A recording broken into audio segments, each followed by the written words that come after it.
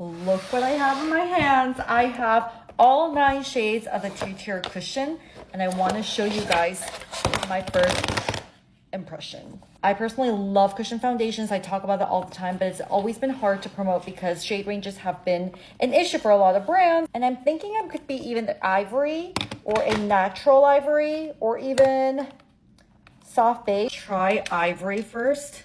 This is always the most satisfying part when you pump out the very first pump. But remember, don't always just like pump it straight in your face. Dispense a little bit on the part so that it's not too strong. I mean, even that is a lot. Okay, now I'm realizing this is going to be actually a pretty high coverage cushion foundation. That even might have been a little too much. It's looking a little too light for me, so I'm gonna go in with natural ivory. So this is ivory and this is natural ivory. I think this is gonna be a little too warm for me too, so I might even just end up having to mix both shades, but let me just see how it works on this side.